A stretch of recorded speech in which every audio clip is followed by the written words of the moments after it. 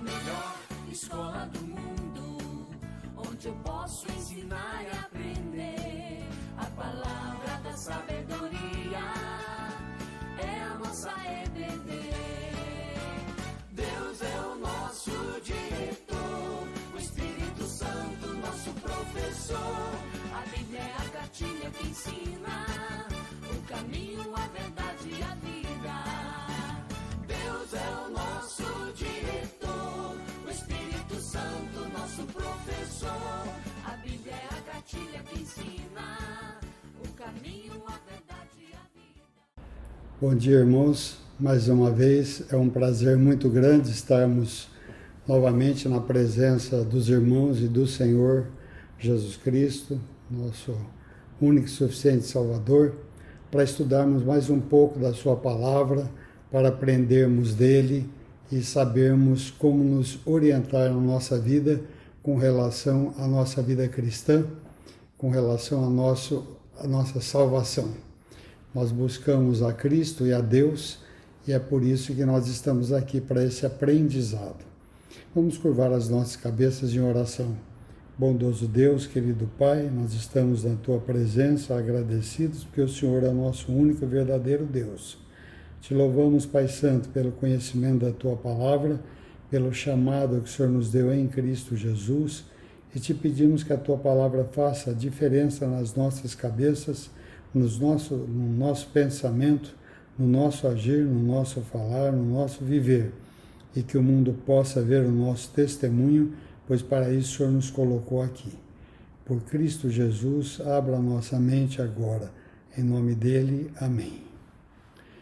Nós estamos estudando, então, mais uma vez, aprendendo de Cristo sobre os deuses demais. Estamos estudando a revista da Escola Dominical sobre deuses demais.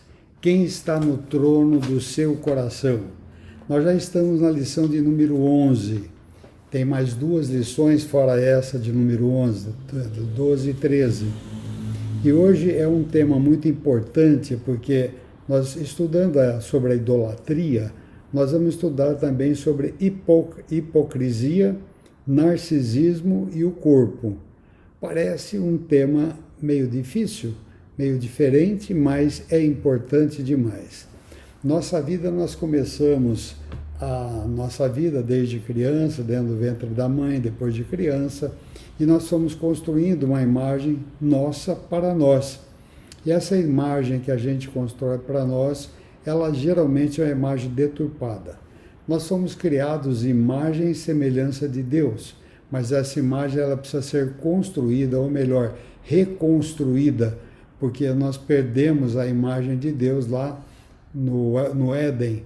Quando Adão pecou, nossa imagem foi destruída e agora nós temos que recompô-la.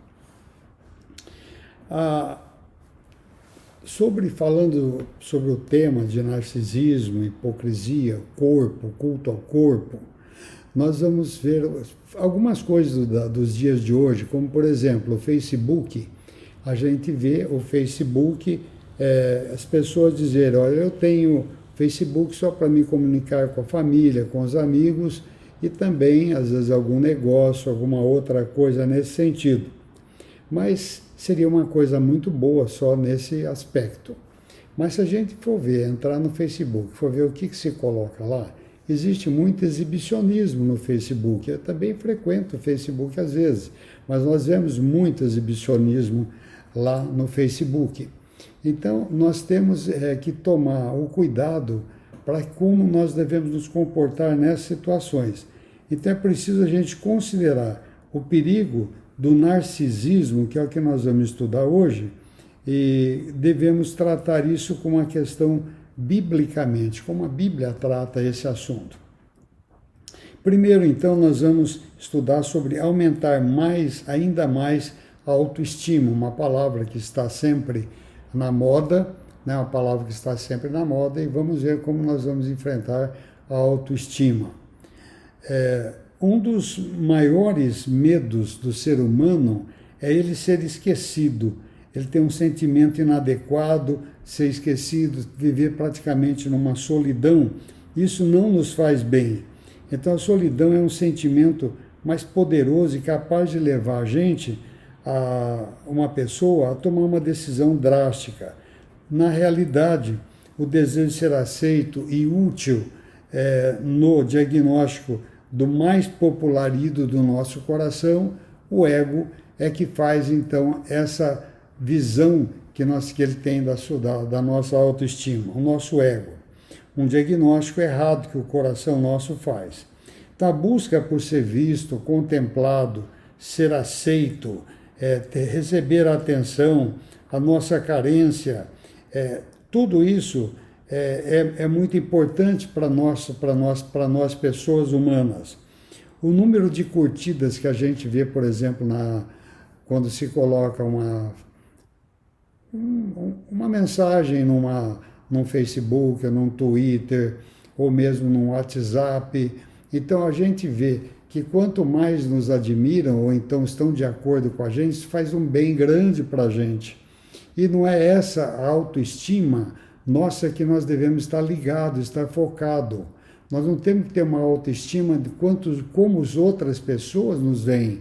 Nós temos que ter uma autoestima de como Cristo, como Deus nos vê.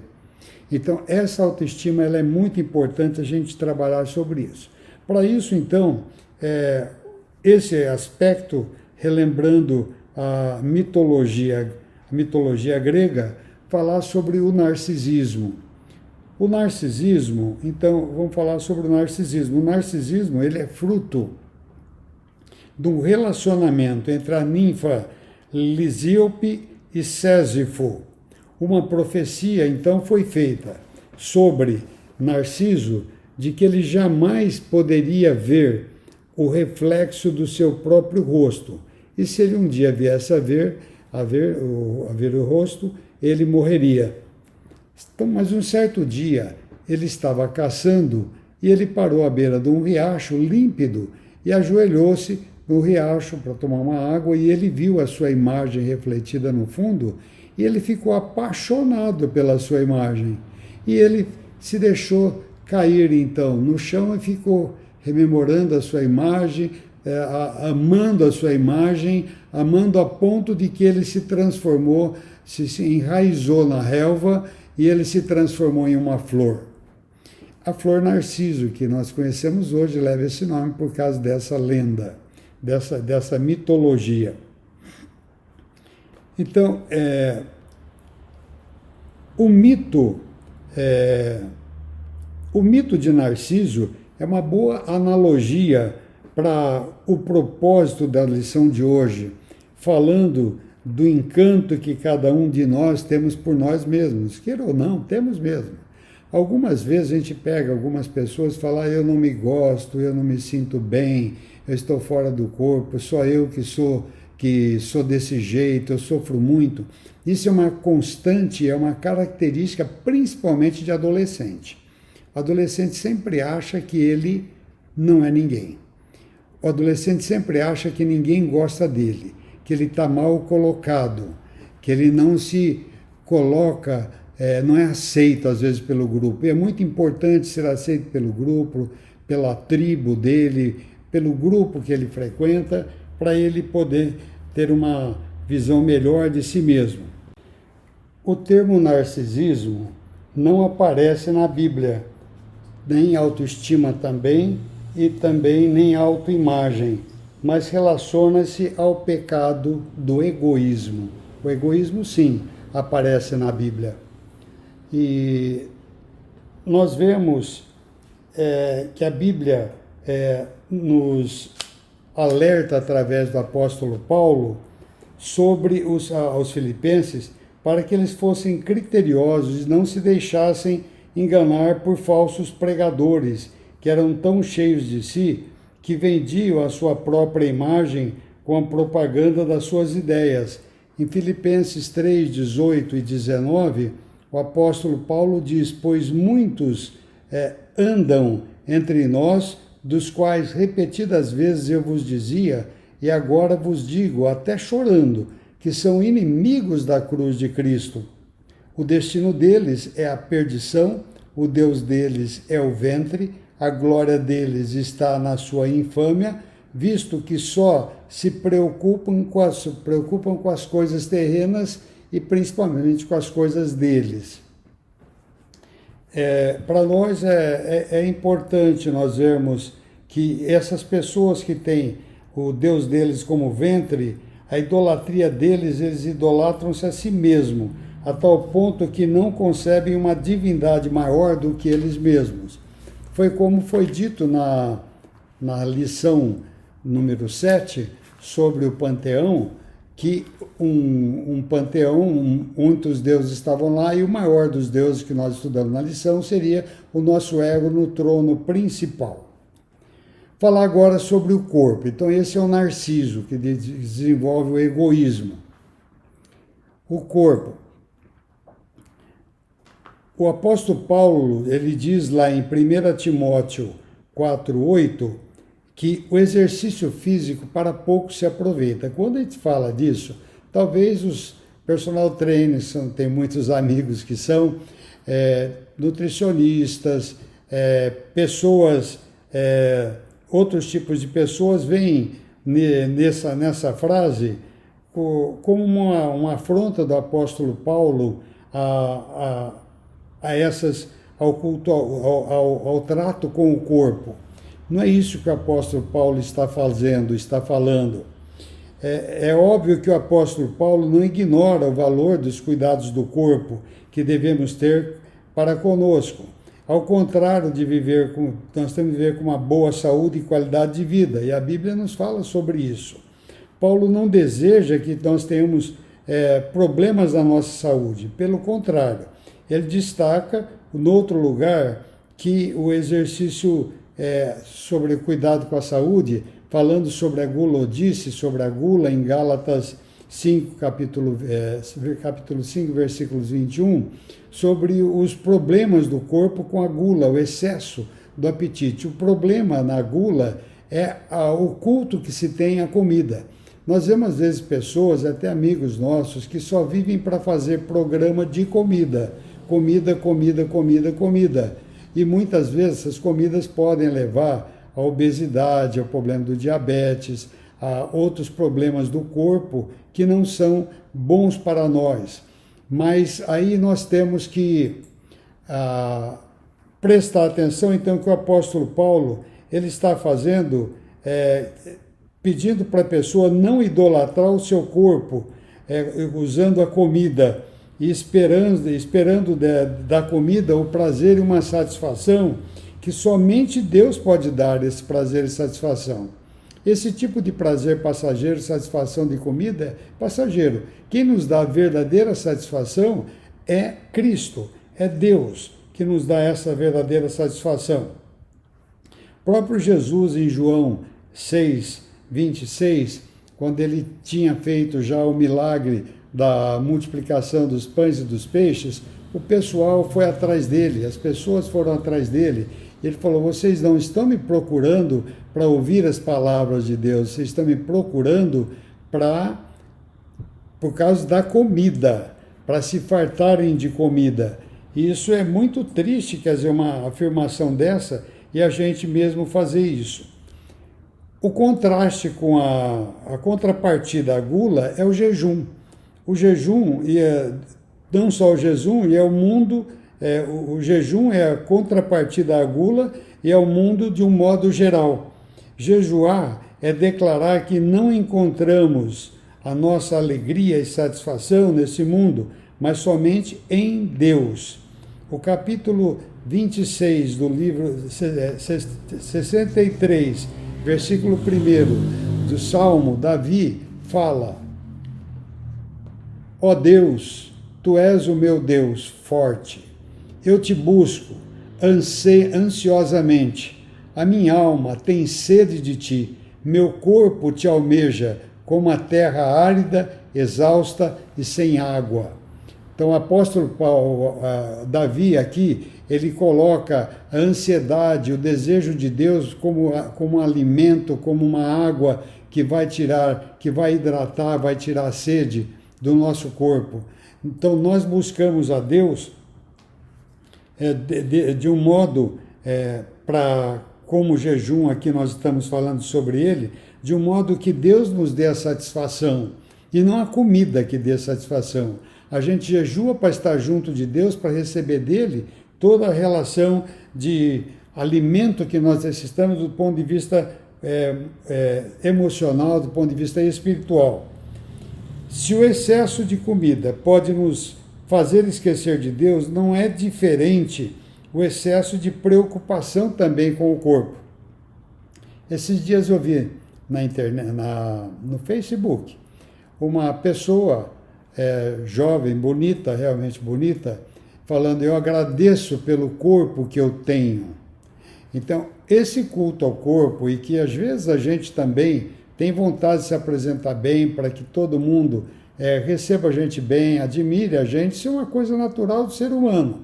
Mas ele não pode ser uma situação em que nós nos esqueçamos e nos afastemos de Deus. Esse problema desse culto, desse cuidado demais do corpo, é uma idolatria.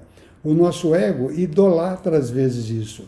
Idolatrar não é somente imagens, esculturas, pessoas, mas também o meu eu, também, o meu ego.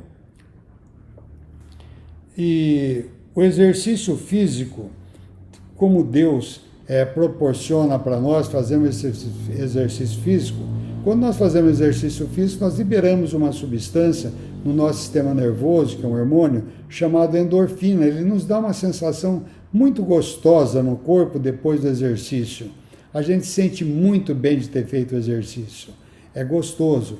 E Deus fez isso para nós. E não só nesse aspecto, quando a gente também come um alimento gostoso, por exemplo, um chocolate, quem gosta muito, aquilo lá também libera endorfina, dá para a gente a mesma sensação também que se tem, às vezes, durante o ato sexual. Tudo isso é pela liberação da endorfina.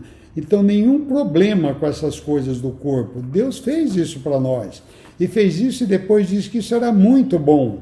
Então, nós temos coisas boas através do que Deus fez assim para a gente. E nós devemos aproveitar essas coisas boas, mas não nos esquecermos de estarmos juntos e submissos a Deus. Isso é importante. Então, o atletismo, o apóstolo Paulo também não condena. Ele até cita em 2 Timóteo 2, capítulo 5, que o atleta não é coroado se não lutar segundo as normas. Então ele está dizendo sobre isso, que muitos buscam, inclusive, a coroa numa competição. E ele sabia disso. E ele falou sobre isso também na Bíblia. Mas o propósito disso é o cuidado, é falar apenas da saúde, exercício, cuidado com o corpo, mas das metas mais elevadas, mostrando que a carreira cristã, ela exige de nós sacrifício, determinação e disciplina.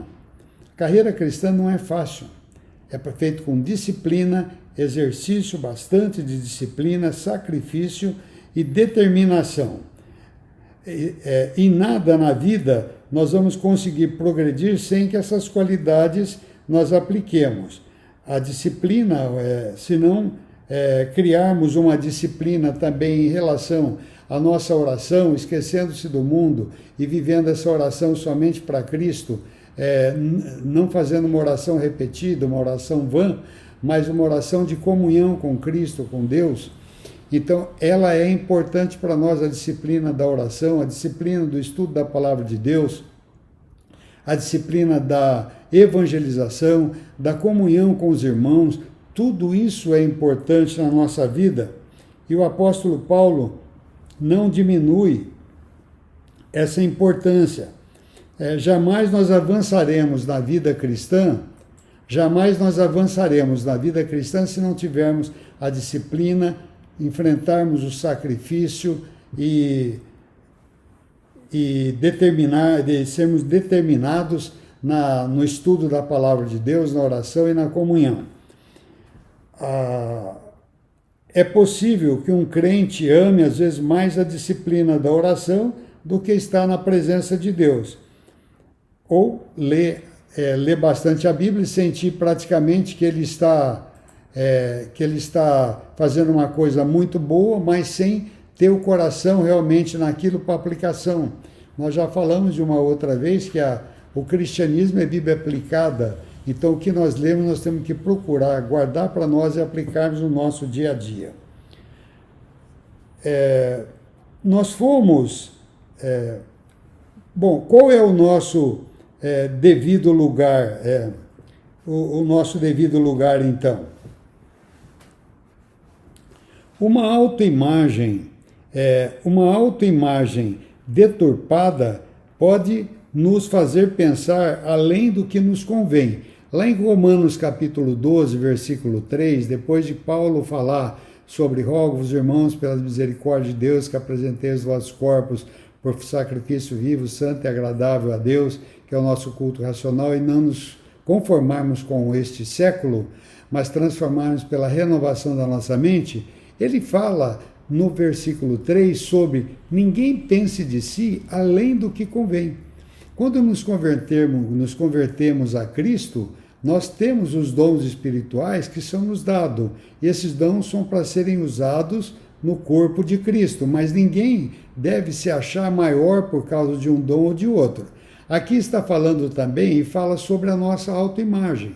Nós não devemos ter uma autoimagem de inferioridade, sentirmos inferiores a outras pessoas, sentimento de inferioridade, e muito menos um sentimento de superioridade em relação a outras pessoas. Ninguém pensa de si além do que convém. Então, nesse sentido, nós temos que saber a nossa imagem, o nosso lugar na nossa imagem, certinha. Para isso é importante nós lembrarmos da depravação total do homem, sobre que não há justo nem sequer um, como lá em Romanos 3,10, não há justo nem sequer um, pois todos pecaram e a uma se tornaram inúteis, e o apóstolo Paulo continua mostrando que todos somos pecadores e depravados mentalmente, e só pela misericórdia de Deus e a nossa disciplina para com o estudo da palavra e submissão a Deus, o processo de santificação vai se processando na nossa vida. Nós somos, na vida, ali, enfim, o diagnóstico bíblico sobre nós, sobre a raça humana, ele não é nada bom. Ele mostra como nós somos se estivermos soltos, sem Deus conosco. Somos zero. Somos, como a Bíblia diz, vermes. Porém, nós fomos um dia resgatados pelo sangue precioso de Cristo Jesus. Isso não tem preço. Lá em 1 Pedro 1,19, sendo transformados à imagem de Cristo, dia a dia. Capítulo 2 de 2 Coríntios 3,18. Sendo herdeiros e co-herdeiros com Cristo, em Romanos 8,17. Raça eleita, sacerdócio real, nação santa, propriedade exclusiva de Deus, 1 Pedro 2,9. Nosso status, então, ele foi alterado na cruz do Calvário. E isso tem nos transformado, vivificado e santificado a nossa vida. Vamos estudar sobre a imagem em processo de restauração. Nós fomos criados imagem e semelhança de Deus. Com o pecado, essa imagem se quebrou. Vamos tomar um exemplo de um espelho límpido, sem nenhuma rusga, sem nenhuma cicatriz, sem nenhum defeito. E nós olhamos, era essa imagem que nós tínhamos antes do pecado. Imagem e semelhança de Deus é muita coisa. Um dia nós vamos reconstituir essa imagem como ela era. Hoje não. Com Cristo, a nossa imagem, então esse espelho se partiu. Com Cristo nós conseguimos juntar os pedaços do espelho quebrado e juntar, e vemos a nossa imagem de novo, só que tem ranhuras, tem cicatrizes, essas cicatrizes representadas pelo pecado. Então nós temos hoje uma imagem imperfeita do que nós fomos criados, mas nós temos agora que reconstruir essa imagem. E essa reconstrução não é automática ou num vapt-vupt, não é. Ela é lenta, ela é progressiva, dependendo da nossa disciplina, do estudo da palavra, a nossa entrega a Deus, fazemos tudo conforme Deus quer que nós façamos. O apóstolo Paulo também não foi transformado num vapt-vupt. Então, vamos ver agora então a imagem, esse processo dessa imagem, como diz lá em Romanos 8, 29, que o alvo da nossa redenção é sermos de novo semelhantes a Cristo. Agora, a parte B, parte A, imagem, processo de restauração, a parte B, aprendendo. Se encontramos toda a nossa alegria, satisfação, suficiência, identidade, paz e salvação plena em Cristo, não temos que nos preocupar com a nossa autoimagem, com a nossa autoestima. Quando aprendemos a viver com Cristo,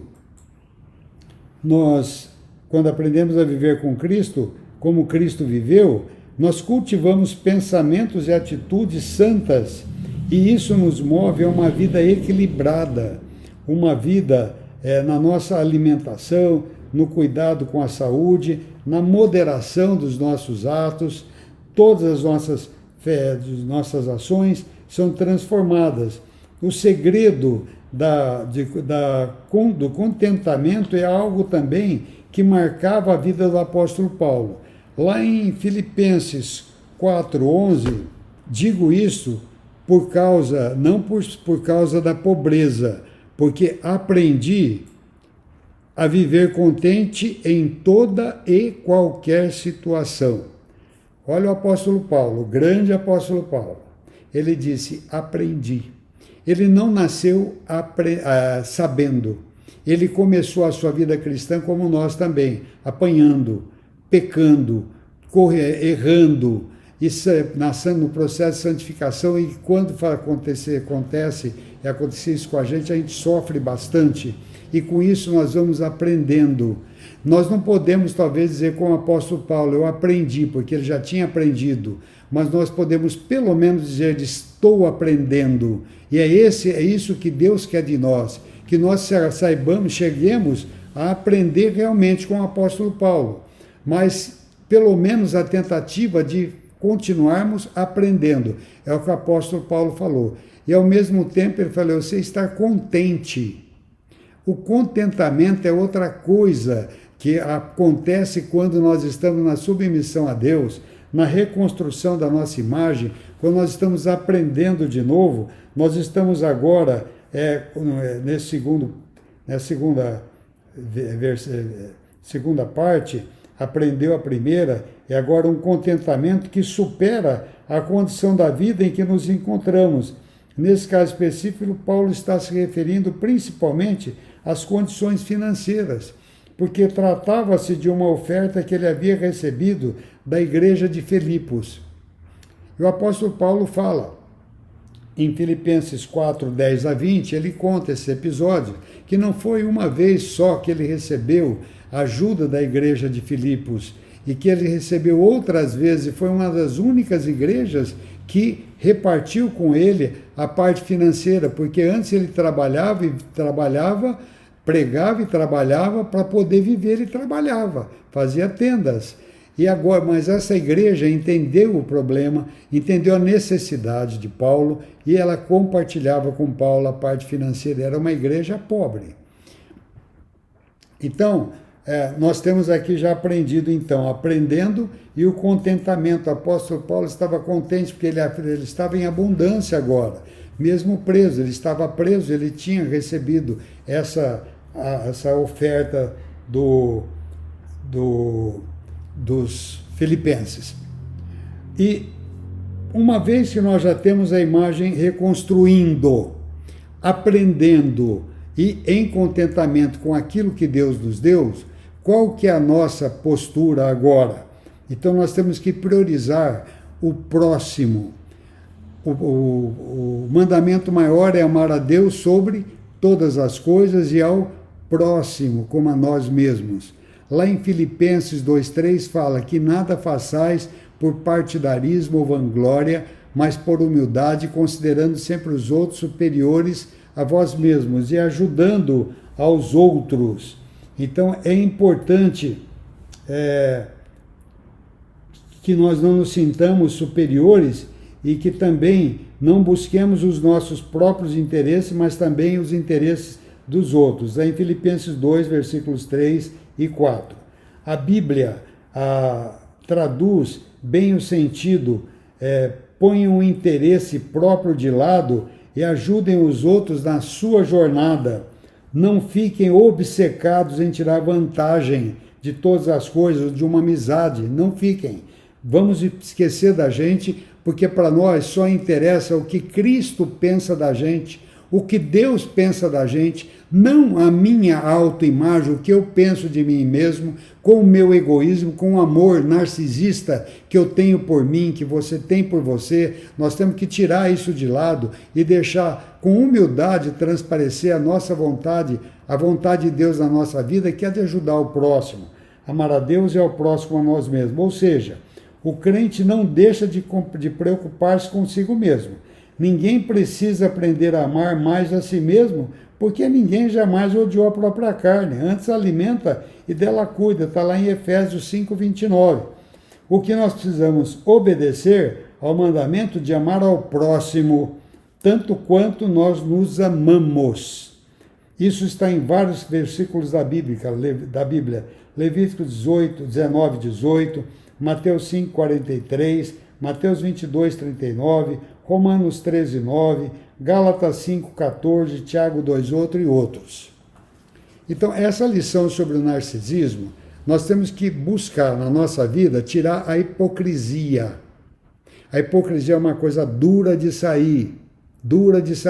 Nós não queremos ceder nas nossas coisas, nós não queremos ceder e achar que nós não pecamos. Nós pecamos e nós temos que reconhecer o pecado.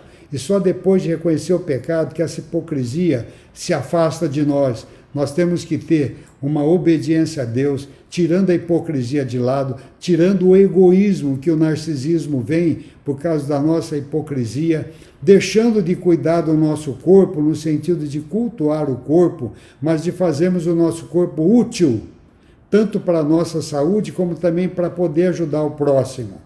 Esses cuidados são importantes.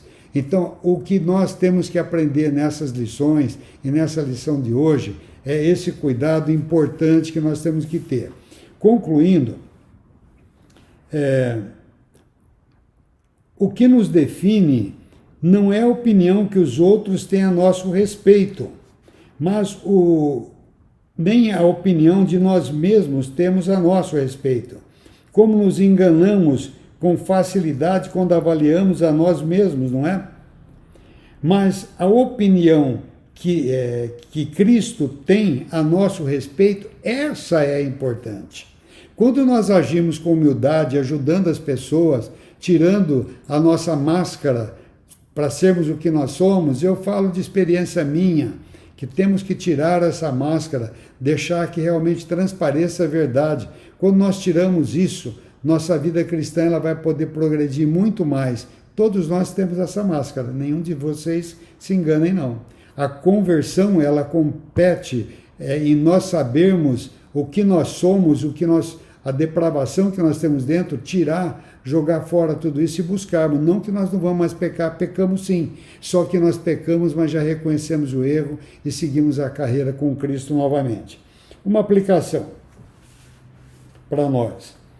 Verifique se já temos feito muita questão de sermos vistos e admirado, comprometendo a nossa privacidade e às vezes até de outras pessoas. Temos o cuidado para não nos tornarmos um escravo da própria imagem, tentando agradar mais a outras pessoas do que a Cristo. Está em Gálatas 1:10 isso. Irmãos, vamos cuidar, então, e pensar em Deus somente aquilo que convém a cada um de nós, naquilo que Ele nos qualificou com os dons espirituais e sabedores que esses dons têm que serem aplicados na medida do conhecimento de Cristo e não da minha vontade, mas eu ajudar o corpo de Cristo fazendo que aquilo que eu faço nada mais é do que a vontade de Cristo fazendo e que Cristo é que vai aparecer através dos nossos atos. Isso é importante. Vamos orar, irmãos. Bondoso Deus, querido Pai, nós estamos mais uma vez na Tua presença, agradecidos porque o Senhor nos deu a tua palavra, ó Pai. Que nós saibamos retirar de nós a hipocrisia, as máscaras que às vezes nós temos, que o narcisismo não seja esse egoísmo, esse culto à nossa admiração de nós mesmos, as coisas que nós queremos que as pessoas façam para nós, mas que nós esqueçamos tudo isso e passamos também a fazer a tua santa vontade e admirarmos e ajudarmos o nosso próximo, amar ao próximo como a nós mesmos, ó Pai. Guarda-nos em Cristo Jesus, hoje e sempre. Amém, Senhor.